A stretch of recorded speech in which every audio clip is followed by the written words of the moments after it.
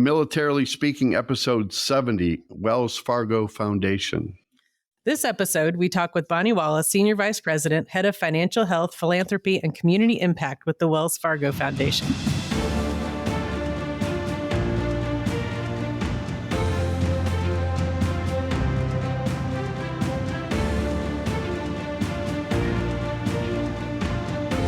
So welcome to Militarily Speaking, brought to you by Armed Forces Bank. This is Tom McLean and Jodi Vickery.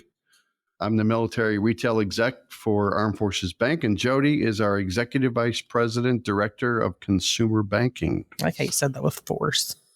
Your name or the title? Just my name. A lot of pent-up rage. I know. I shouldn't do that. No, I'll take it personal. Again, welcome to our show. We're excited to have you listening and learning about our guest, Bonnie Wallace from the Wells Fargo Foundation. Bonnie, we're going to take just a second and tell our audience a little bit about you before we dive in. Wait, before you talk about her? Yes. There's a lot of good stuff that she's done in her career. I know. It's so amazing. maybe you should take a little bit off, okay? Because she's pretty accomplished. All right, so go ahead. It'll make you feel unaccomplished. Right. We're going to talk all about Bonnie. Bonnie leads financial health philanthropy for the Wells Fargo Foundation, one of the largest corporate foundations in the U.S.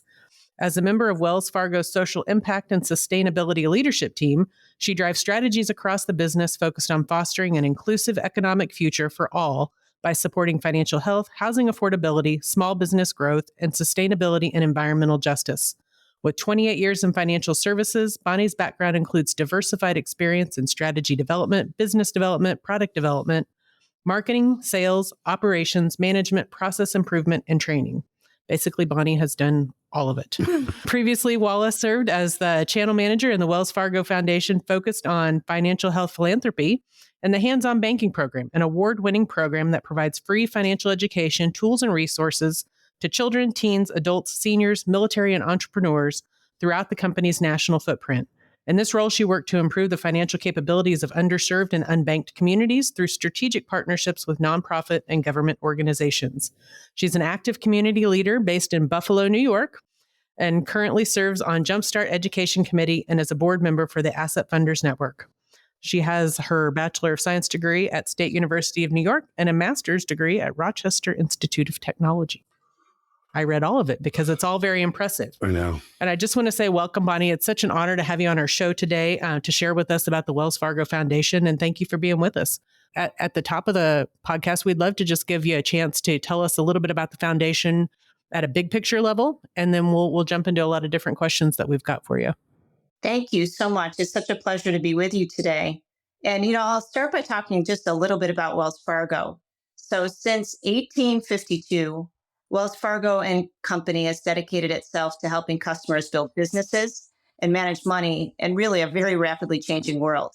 Wells Fargo has seen a lot since its inception in the mid-1800s.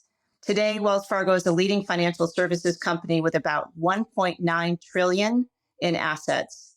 In the U.S., we serve 1 in 3 households and more than 10% of small businesses, and we're a leading middle market banking provider. What I really want to emphasize is that Wells Fargo has proudly supported military veterans and their families for more than 170 years. I haven't been here that entire time. But good point of clarification. Not back in this, not with the stagecoach days. Yeah, you're good. No, not the stagecoach, but I have been at Wells Fargo for 18 years, so quite a while. And throughout all of that time, we have supported military service members and veterans through initiatives to hire and retain veterans, and through foundation donations, financial health resources, and event sponsorship. So at Wells Fargo, the military is really part of our DNA. It's part of who we are as a company. Now, the Wells Fargo Foundation is part of Wells Fargo. As a corporate foundation, our funding actually comes from the revenues of Wells Fargo.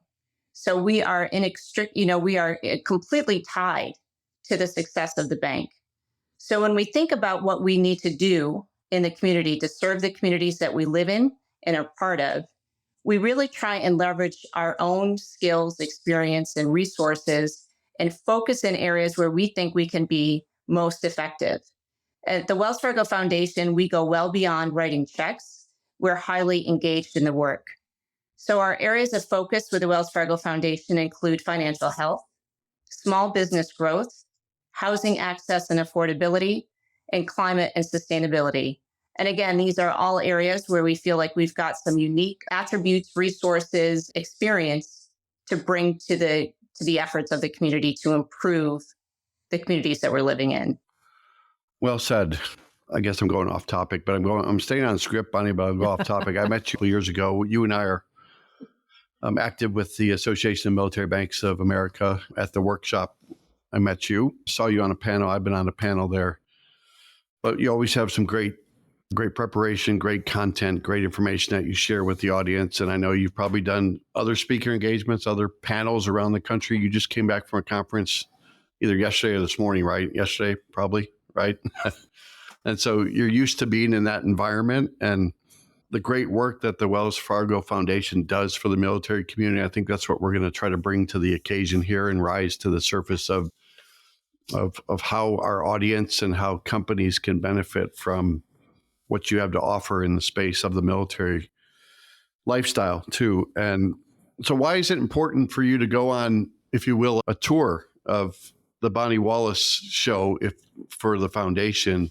Because you represent your brand really well, and you represent the organization and foundation well with some great messaging out there. But why do you enjoy doing that? And why is it important for you to go out there and share the good word about what you do for businesses and what you do for individuals? Yeah, thank you, Tom. And it's been such a pleasure to get to know you a bit. And I think you know that I'm pretty direct. So I'm going to give you a direct response. Okay. So the first reason why it's important for me to get out in the community, as well as many of my colleagues, is that we need to talk about these things so that people that we're seeking to serve have awareness of the programs that are available to support them. So when we think about people in need, and specifically my area of focus is financial health, so I'm focused on people that are financially vulnerable or financially struggling. What we often find is we can connect them to a resource. We find that there are programs and benefits and support that they didn't even know were available. So a big part of what we do is simply create awareness of resources that are out there. The second reason why I like to go out and talk about the great work that Wells Fargo and our partners are doing is because it boosts our brand and our reputation of impactful community giving. And as that happens, what we find is that brand and reputation can actually be leveraged by our nonprofit partners that we fund to secure additional funding from other foundations and sources. So we're able to use our funding as a catalytic spark for organizations to get additional funding. We have a really strong track record of identifying programs with potential and then helping them fine-tune and scale those programs to the point that they have impressive results, which allows them to attract additional funders. So as I mentioned before, we go well beyond writing the check. We work closely with our partners that we fund.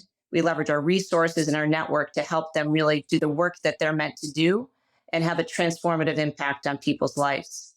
And the last thing that I will share with you, and this should be no surprise, I mentioned that we are a corporate foundation. It's just good business to get the word out. The work we do in the community brings us closer to our customers and to prospective customers. It helps our employees learn about the communities that we serve, and it builds employee morale. And probably more, the most important thing I think that I would share is that we are really thoughtfully and intentionally enabling financial inclusion and equitable access, which ultimately will drive improvements to the economy. And that's going to benefit everyone. Agreed.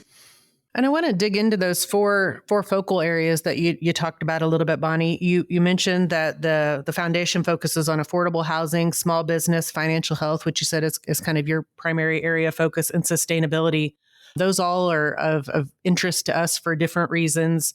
We're focused clearly on serving the military community, and we see a lot of touch points to those topics within the military community, whether that be veteran homelessness, opportunities for military or spouse-owned businesses, for sure, small businesses, and then financial health for military families when we're in the economic environment that we're in. Obviously their income's not keeping up, much like many people, but theirs in particular isn't keeping up with the demands of what it means to run a household. So What is it that drove the selection of those four key focal areas? And are there any things you would do or share with our audience to elaborate on what those mean to Wells Fargo Foundation? Sure. I'm going to explain it in two ways. The first thing that I will share with you is that for many years, the Wells Fargo Foundation has been a very significant funder, one of the largest corporate foundations in the country for decades.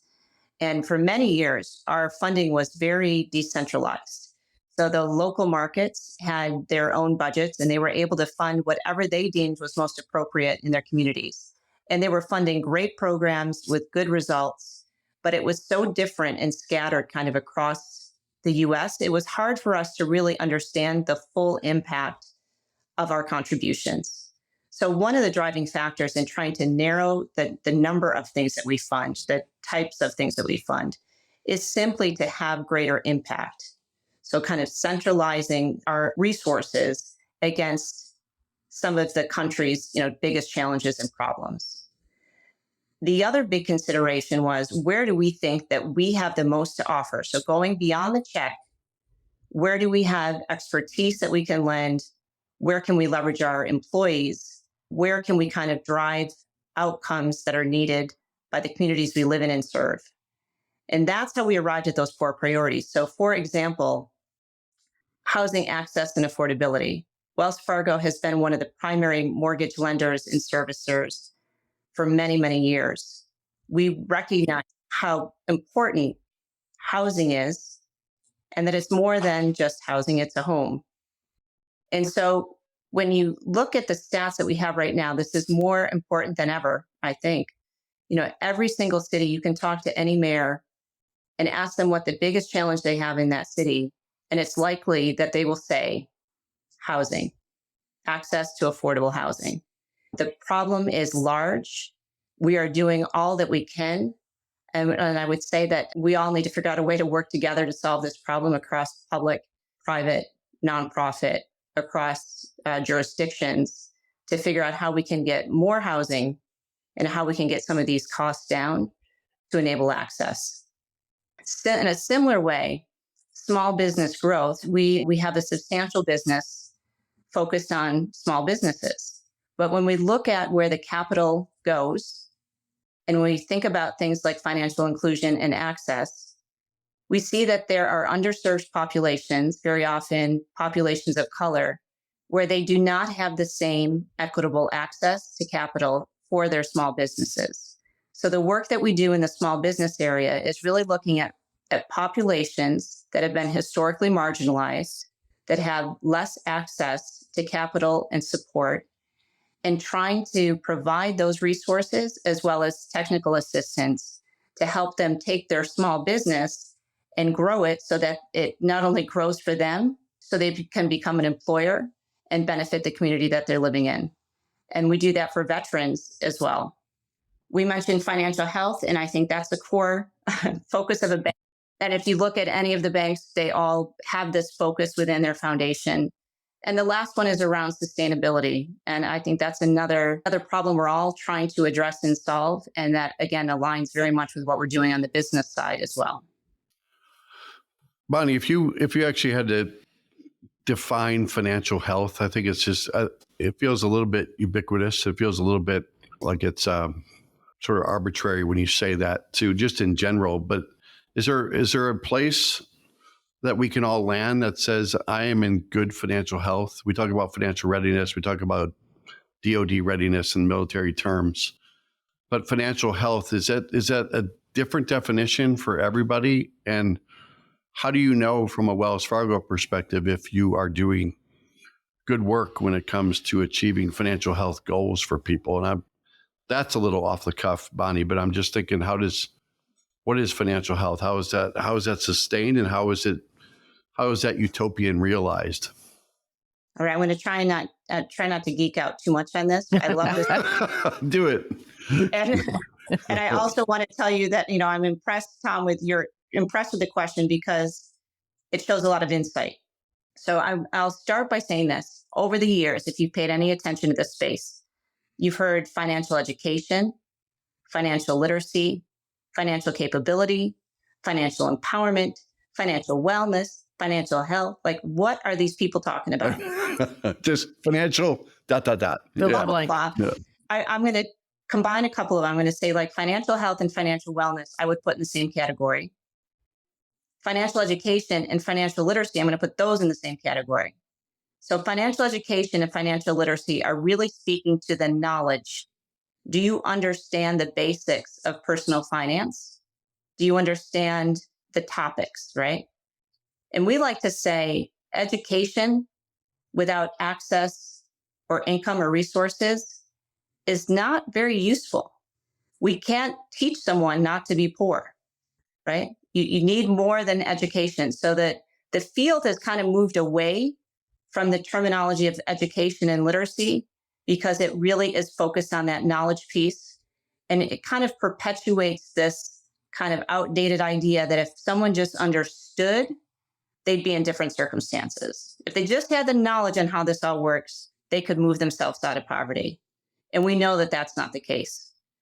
The term financial capability really means, are you able to apply your knowledge? And that's important as well. But again, it also says if you don't have access to products and services, if you haven't been included kind of in the economy, then that's not going to be terribly helpful. When we use the terms financial wellness and financial health, what we're really looking at is something very comprehensive. When you're financially healthy, you have knowledge, you have access, and you have income or cash equivalents. You've got resources. In addition, you're able to look beyond just day-to-day existence, and you're able to plan for the future. You're also able to withstand economic shock. So you've got some level of emergency savings. So people who are financially healthy aren't worried about keeping the lights on or putting food on the table. They're not going to be devastated economically if their car breaks down or their hot water heater goes, because they've got some cushion, some emergency savings for those unexpected expenses. And they're able to plan for the future. So they may have some savings for goals that they have, like buying a home. They may have a home, they may have assets. They can plan for retirement. They could plan to have a vacation.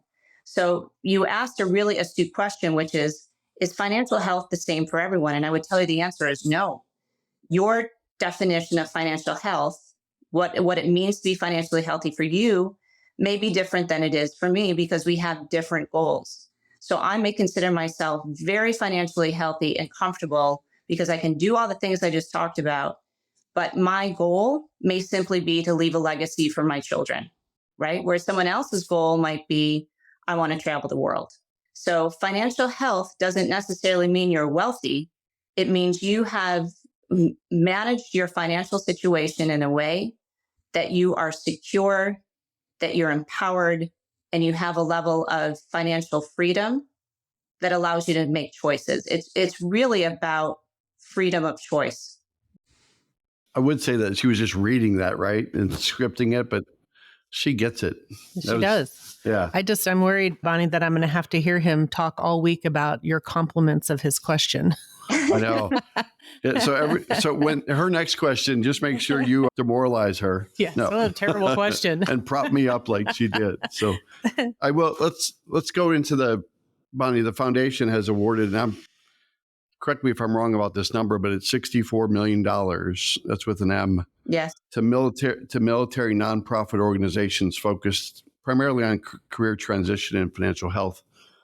And a little bit behind the curtain, if you will, behind the scenes about what goes on at the foundation, as there are probably a lot of people knocking at your door to want to get some help or ask for financial support for their initiatives. But so from a prioritization, Bonnie, without giving away the store and the process you use as organizations come to you, whether it's for a grant or whether it's determining how those dollars are allocated to those organizations, what is that process? And are there any best practices you can give to the audience that wants to contact you, reach out and be part of your organization when it comes to that process?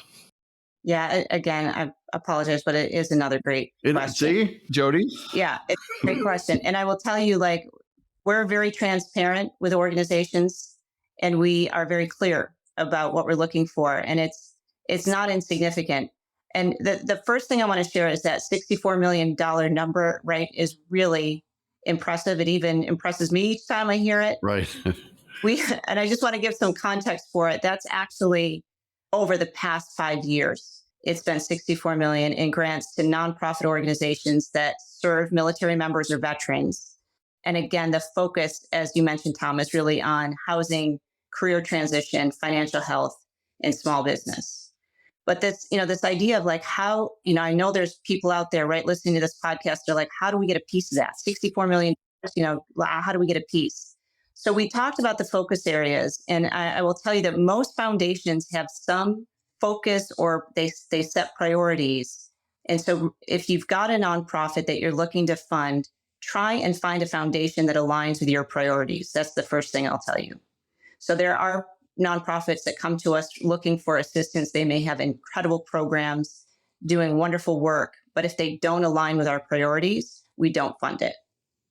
The second thing that I will emphasize with organizations that talk to us is we are very data driven. So for financial health, I will share with you that our key metrics that we look for are around savings, debt, credit, and asset acquisition. So the programs that we look to fund are programs that are able to drive those outcomes and are able to measure and report. So again, not every foundation is the same, but we really need to demonstrate that the money that we're providing philanthropically is being used in the best way possible, and that we're choosing nonprofits and programs that are getting the greatest return on that investment. So those metrics and those outcomes become really important.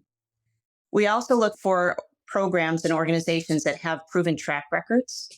So if you come to us and you can demonstrate either with a current program that you're looking for funding that's, we've been doing this for 5 years and here's our results to date, or if you're starting something new, because we do fund innovation as well, if you can either demonstrate that the leaders for this innovative program have a proven track record, or you've done like work, something similar, and had success with that. And the last thing that I'll share is we do look for organizations that are financially stable, that have diversified funding. Because the last thing we would want to do is fund a program, put Wells Fargo funds into it, have the organization become somewhat dependent on that. And if we are not able to continue funding, have a program that's working, have to be shut down because Wells Fargo wasn't able to fund it. So we really, we're careful with that again, and it's all about being able to sustain the programs and those outcomes. I appreciate that. What'd you say? Look behind the curtain? Yeah. But I don't think it's formula driven, right? Because someone like checking the box, right? I've got to be in business for 2 years, 3 years. I've got to be this diversified. I've got to serve this population. I have to have this vision with my mission statement for my nonprofit that hits one of your 4 areas, Bonnie. But so I don't think it's a formula. It is, you get into the weeds with these organizations and you really understand their business. And you know what makes sense if it's a good fit for you. So I don't want to discourage anybody from going through with a conversation with you, but it sounds like there's sort of a method where our audience can come prepared to the table and have the information that makes sense to you. Yes, absolutely. You're spot on, Tom. We don't have a formula. And I think, you and I may have talked about this, like, how does it actually work? What happens? This year, I've probably talked to at least 100 organizations, if not more. We have exploratory conversations. So I might meet someone or they come to us. There's a way to come to us through the website or we get introduced. And we initially have like a really introductory type of conversation.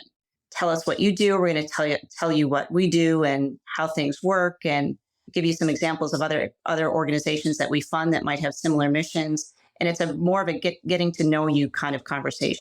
We then ask if we think that there's opportunity there for the organization to provide us with a concept paper. So we're not looking for something that's 10 pages long. We're looking for 1 or 2 pages just to kind of explain what is your mission, what is the program you're looking to fund, what are the outcomes that you've observed so far, where do you see some fits? So again, it's just next stage, a little bit deeper in that conversation. And if we think that there's something there that we could be more effective together, then what we'll do is ask them to actually complete an application. And the application does go into a little more detail. And we are looking for information around what do you think you can drive with this program against the key metrics that I mentioned. And while we track against those targets, I also want to share that if you don't meet your targets, it's not like you get cut off. Like this is a kinder, gentler type of approach. There's a lot of reasons why you may not achieve the goals that you set out in the first year or in the second year.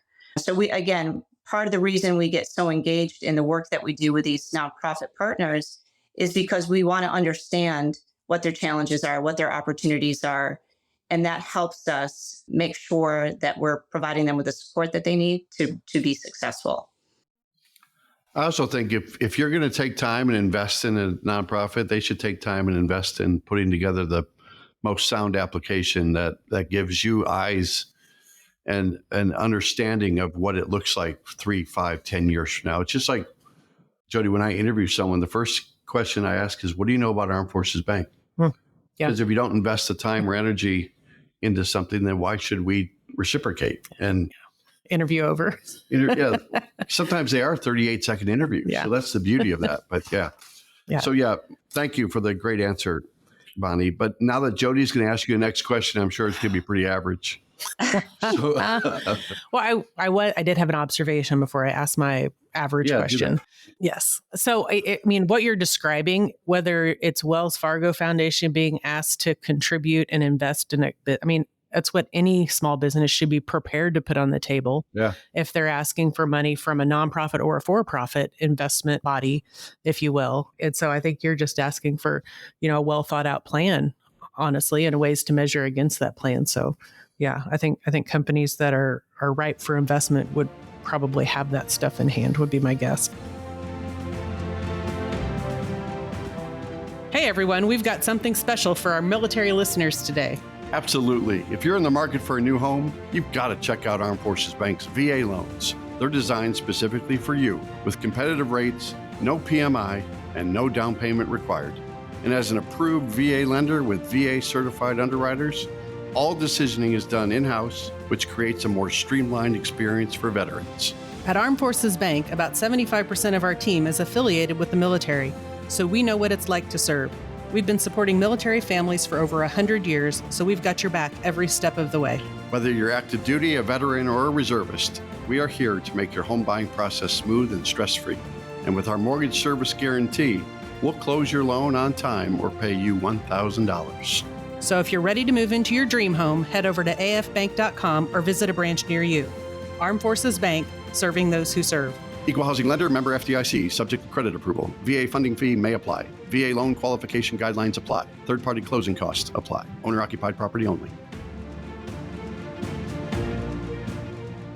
But I want to talk about another area of focus, Bonnie, that I noticed that you guys have, and that is specific to women in entrepreneurship. I love that. I used to have my own small business before I came to the bank, particularly in the military community. I'm a military spouse of 20 years, and I found a lot of my military spouse friends and acquaintances would have small businesses that they would start up as a means to help with the family budget as their counterpart bounced around active duty.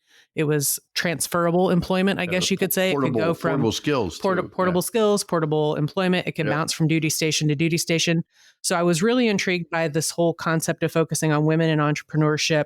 And I'd love for you to share with our audience why you see supporting that subsection of small business owners as a priority for the foundation and why that's important to you.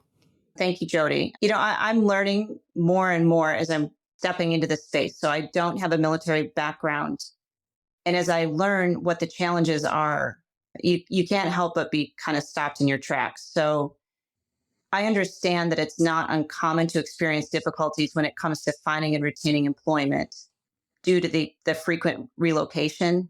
But it wasn't until I saw a statistic that I really fully realized how difficult this is. And the statistic is that 81% of military personnel experienced a permanent change of location with their spouse in the past 5 years. Yeah. Yep. And I think about my own career, and I think about hiring people.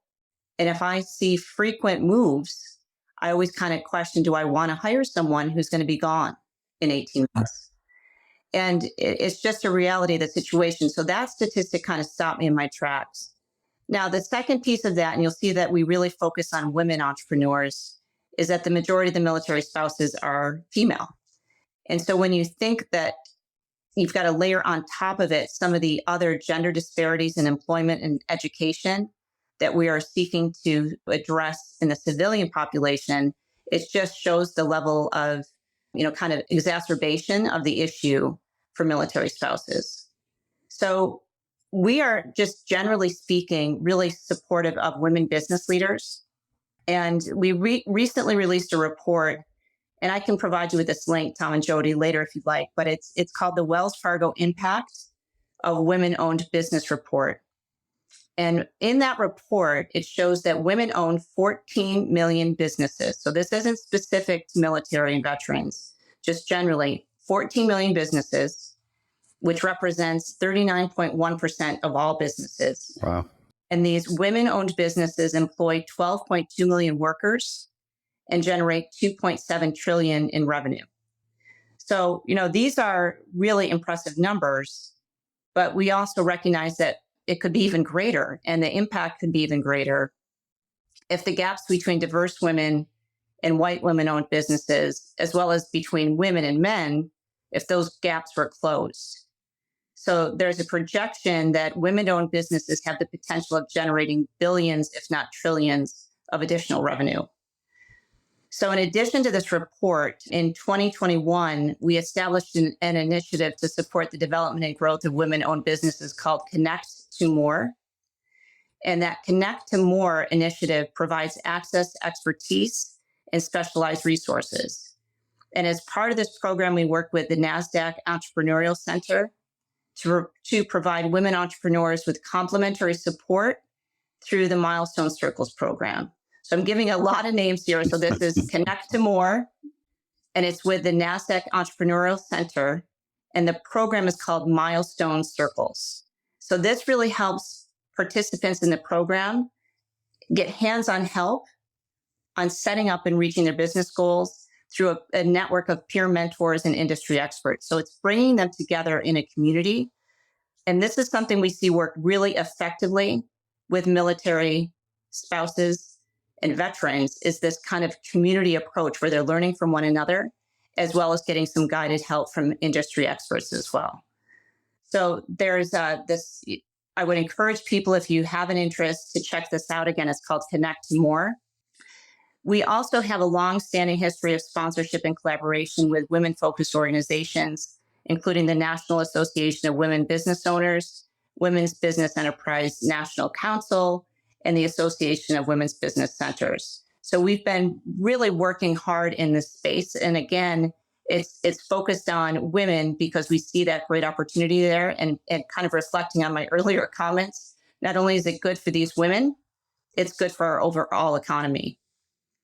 With all that information, that plethora of information that you provided and the resources, is if our audience went to one website, would there be then a connection to all these different programs and organizations that you've created that are helping military spouses or civilian spouses as they run businesses? Should they go to the foundation site, or should they go somewhere else? Well, I'm embarrassed to say the answer is no, but I made a note that we better set it up. I would also, and I'll make the offer, I am on LinkedIn. Okay. And again, it's Bonnie Wallace. And if you reach out to me on LinkedIn, I will connect you to the resources you're looking for. So my self-deprecating comment is I don't know a whole lot, but I know a whole lot of people who do. So I can probably get you to a resource that would be helpful.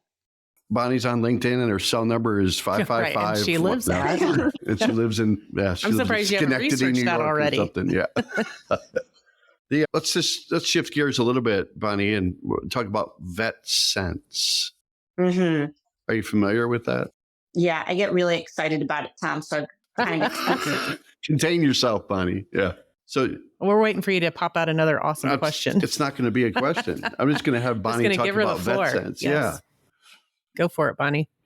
I get excited about VetSense and the Veterans Benefits Banking Program for a number of reasons. I'm going to try to be succinct and not get too carried away. So the history of this program is that the Veterans Administration went to the Association of Military Banks of America, which is a trade association of banks that serve the military and veterans. And the Veterans Administration said, we're having this horrible problem. And this was back in like 2019, where there's a large number of veterans who weren't banked, and they were receiving their benefits via check or prepaid cards, specifically Direct Express. And long story short, it was fraught with problems that they lose the check, or they would, empty the prepaid card all at once and the money would get stolen. There were just all kinds of issues. And the VA said, please help us get these unbanked veterans banked, get them bank accounts so we can disperse their benefit funds directly into their bank account where it's safe and secure. So the Association of Military Banks of America created this Veterans Benefits Banking Program. And again, this is in partnership with the VA. And they brought all of these different banks together that serve the military and veterans, and had a very driven kind of focused effort on getting veterans banked. This launched, I think, in like 2020.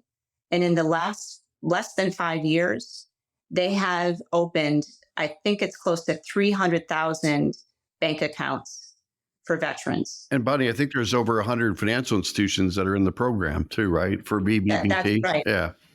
Right. And for the audience too, this is not just any bank, right? So in order to participate in the Veterans Benefits Banking Program, your deposit accounts, your checking accounts, savings accounts have to meet a set of requirements. You have to be vetted through this program so that we're offering veterans accounts that are safe and affordable, that they can trust that these are safe and affordable. So this was just a tremendous effort with the Association of Military Banks of America and the Veterans Administration. It went incredibly well.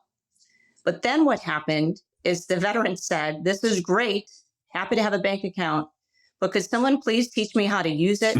I have some other issues, right, that I need to address. So at that time, two other organizations that Wells Fargo has funded for many years. One organization is called the Association for Financial Counseling and Planning Education. The other is the National Foundation for Credit Counseling. For the audience, again, they're both really doing kind of financial counseling or credit counseling. They came to Wells Fargo and said, we have this ask from the Association of Military Banks of America. They're interested in providing free financial counseling to these veterans who are newly banked. Wells Fargo, will you provide us with the funding to provide these free financial counseling?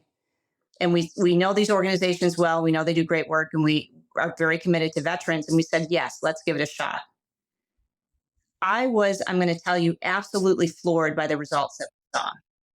It is difficult to get people to take advantage of free financial counseling. It's a little bit surprising, but it's across the board. People just do not do it. It's almost like going to the dentist. These veterans took full advantage of it, and in fact, asked for more. So as we looked at those results, I said, wow, there is something here. And the need is so great. How could we ever fund it? Like, how could we possibly provide it? Because financial counseling isn't inexpensive. So what we did is we brought to the table another part of this equation, and the organization's name is LifeSense. And they have a digital financial education and coaching platform. So it's a digital tool that is highly customized and personalized to the user. And it allows someone essentially to kind of provide some self-service in terms of financial coaching and counseling. And in that way, bringing this technology solution into this mix, it did a number of things. One thing it did is it allowed the veterans using it, their caregivers, their family members, active duty military, it's not really, no one's excluded, to within the comfort of their home, with anonymity, without having to sit in front of anyone and tell their whole story, they're able to assess their financial health. They're able to complete a number of surveys that helps them identify where they have needs and opportunities. They can chart their own path for how they want to see their financial plan get developed and what their actions are. And they can connect to resources to help them achieve their financial goals. So they can do all of that within the tool. So those who want to self-serve and do a lot of the exploratory piece on their own are free to do that. If someone is in need for immediate help, they can connect immediately to those resources. So this group that was formed, this collaborative, where we had the Association of Military Banks, the Veterans Administration, these financial counseling and credit counseling organizations, and now this technology tool that kind of acted as an infrastructure or the glue to hold it all together, has just, it evolved. The origin story is kind of important because it wasn't a mastermind. It evolved over time. And the results that we're seeing out of it are just absolutely staggering. And it's creating a model for other populations as well. There's a lot of stuff going on there. There is. A lot of great stuff too. I've met a few of your team members, right? I don't know how big your team is as far as number of people, number of initiatives, number of programs within a program, if you will, as far as the composition of your team. But how big is it? Because that's, like you said, you've met with 100 nonprofits, just yourself. How many people do you have assembled around you that are doing that good work too? So we're organized both nationally and locally. So at the national level, we have leaders for each of those focus areas we've talked about. And on each of those teams, there's probably, anywhere between, like six to 8 people right on each of those. We're doing the national work. And the national work that we do, some of it's related to research and in kind of advancing policy, but it's also working with large national nonprofits that have local impact. We also have a team that's called the Community Relations Team, and they are located in the local markets, and they are the connective tissue between the bank and the community. So our national teams work very closely with the Community Relations Team as well, and that's what keeps us close to those communities. Within my team, we do cover a lot of ground. So I have someone who's focused on youth, really in the K through 12 space. We do work with teachers, but we also work with a lot of nonprofits that focus on youth as well. We also have someone who's focused on young adults. And a lot of that work is happening with minority serving institutions like historically Black colleges and universities. We have a focus on LGBTQ, people with disabilities. And we also fund probably about 8 or 9 million in scholarships every year for higher ed. I have another person that focuses primarily on financial coaching and counseling and credit. And then the last person that I have is focused on more of kind of like the innovative work. So new things that require a lot of kind of care and feeding. And for those programs, we have, it's less likely that every single one of them is going to succeed, but we are trying to do things differently so we can see some different results. Okay. Thanks for sharing that. So if folks are listening in our audience and they're curious to learn more about the organizations that you do fund and you do support in all of these various ways, can they learn about that on your website? I know you said to access resources, sometimes the best option is to reach out to you via LinkedIn. But in terms of highlighting organizations that Wells Fargo Foundation has chose to invest in and help flourish, is there a place where folks can go to learn about them? You can see some of it. We have a Wells Fargo Stories channel, and that has some really great human-centered stories around the impact of the work that we fund. You can also go to the community giving section of the wellsfargo.com site, and there's a mailbox there as well. So you can submit requests through the mailbox, and that will make it to the appropriate team. Excellent. So you were a banker. Do you still call yourself a banker? I'm still a banker. Yeah, working for a bank. I'm a banker. But you're also inspired by philanthropy. You can tell it in your voice. You can tell it in the passion for what you do. But what inspired you to focus really almost exclusively beyond hands-on banking, beyond Citibank when you were there on the direct auto side of the house? But now it's all about philanthropy, right? And helping people. Was there something that happened, like the opportunity came your way, or you went out and found it? It was very deliberate, Tom. It was super deliberate. So I had been on the revenue side of the house, as we say, for a long time. I had many great experiences. I loved the work that I did. But I always thought to myself, what do I want to do next? What's the next turn in my career? And I thought, I wonder if I could work in the nonprofit space. Would my skills be transferable? And it's a little bit scary to jump out of a lifetime working for big companies right into the nonprofit space. So at the time, I thought maybe I could test it out in the foundation. Now, it is very difficult to get a job in a foundation because you get to wake up every day and do what you love, right? And really connect with the community. So I had a plan, which took many, many years, where I just started building relationships with different people that worked in the foundation. So on the rare chance that one of those jobs did become open, that they would think of me and pull my resume out of the pile. So eventually it worked. And I got a job in the foundation. And I did realize that despite many, many, many years, couple decades of working, it was a brand new ballgame. It was the biggest leap I had in terms of having to learn new things and test myself that I'd had in a couple decades. And I'm really happy with the move. Bonnie, I tell my kids every day, I say, if you love what you do, you never work a day in your life. And I think that's where you are. I'm going to leave it at that. Do they listen, Tom? No, they think I've kind of lost it, I guess. So Well, some people think of it as a job, but they say it's to pay bills. But if that's the case, then you're doing something wrong. Go find something you love to do. Yeah. And you asked me the question, like, why am I out in the community so much? And I'll tell you, this time of year, I'm exhausted. I think I have traveled something like 189 days this year. And it makes it really difficult to get the work done. And I want to dispel the myth. People will say to me like, wow, you've got the best job. You get to give away money. It is so much more complicated than that. And we're subject to regulations and there's a lot that goes into it. But what makes all the difference is when I am with the organizations that are doing the work and I'm able to engage with their clients and their community and see the impact that they're having and my contribution to that impact. That's what keeps us all going. And that's why I think to some extent we run ourselves ragged, on the road, but it really is very fulfilling. Yeah. I think when your why is clear, then you're willing to push the limits like that. Mm-hmm. I can hear that in everything you've described to us today for sure. That 189, John Broda. John Broda at FIS. He's an RF, and just to be on the road as much as he is during the year, living out of a suitcase, that is a tough life. And I probably did that for 5 years earlier in my banking career. And yeah, you travel a lot when you don't unpack your bag when you go, other than just swap out the dry cleaning. That's right. Yeah. Let's play the minute. Did you warn her about the minute? No.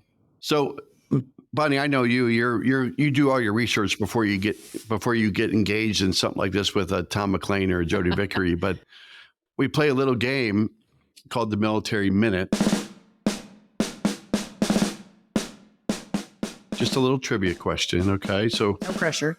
We'll give you. Jodi's going to read the question from the last podcast, and she's going to read a future question for future listeners that you can't answer, but you can answer the first one. I would say, if you know the answer to this first one. The first one you can answer. I would be more impressed than I already am with you. I know. So she's going to know. She's going to Google it at the same time. She might be a fast typer. Let's see. So our last podcast, we had a representative from Huts for Vets out of Aspen, Colorado, just as context for the question. And I think most people have heard of the song Rocky Mountain High, sung by John Denver. But I learned that very day that John Denver was not his actual name. He has a different last name. Well, his actual name is different than Denver. So do you know? Any guess? Do you know John Denver's original name? No. And I was just going to offer to sing the song as a diversion. I would love that. You want to? No. Or do you want to sing "Take Me Home, Country Roads"? Which one? Oh, that's right. Like I hope yes. Yeah. No, the best now one. Now we're all going to have that earworm. The best one is "Sweet Caroline," right? That's not John Denver. Oh, come on. I know it's Neil Diamond, but I was going to say Wayne Newton. That's Neil Diamond. My bad. Just sing a Hank Williams Jr. song, okay, Joe? Anyway, so I didn't know this either, Bonnie, to be fair. So, and I'm probably going to butcher it in the pronunciation. No, you did it right. You did it right. But I know, but it's been like an hour since I practiced. So if you are in our audience and you told us that John Denver's real last name originally was Deutschendorf, then you should watch for your name to be dropped on our social media as the lucky winner of $50 for yourself and $50 to a charity of your choice. I will never again listen to Rocky Mountain High the same way. Because you'll say, I know the artist. I'll be like, oh yeah, hey, that's old John It's Deutschendorf. Yeah. I don't have to think about it before I say it. But this week's Military Minute, you can't answer, Bonnie, because I'd bet at least $1.50 that you know the answer. I think she knows. This is a 3-part question. I think. Well, I would have got one part of the answer. Well, she already said one of the answers Yeah, when that's she true. first started the podcast. That's true. Okay, so the actual question in its full glory is, what are the names of the two founders, and in what year was Wells Fargo founded, and what is the enduring symbol for Wells Fargo? I think we've actually said 2 of these during the podcast. I could tell her face. She's like, I know this. I'm getting that $50. So if you know the answer when this podcast drops, put your answer in the comments, and then you too could be eligible to win $50 for yourself and $50 for a charity of your choice. I think folks have a pretty good chance at that one. It's crazy how aligned it is with other things that have been shared today. I know. Yeah. Man, I know I learned a lot from you, Bonnie. I know our audience is going to benefit from this too. So we appreciate the time and the sacrifice that you gave today. And thank you for being a wonderful guest. We enjoyed the time. And I always like to say, if you enjoyed this episode as much as Bonnie Wallace did, then go out to afbank.com and subscribe to the show. Also, make sure to rate us, leave us a comment on your favorite podcast platform, such as Apple Podcasts, Spotify, and YouTube. Well done, Bonnie. Yes, thank you so much. Did a great job. Thank you. Thank you. Take care. All right, Bye. bye-bye. Bye-bye.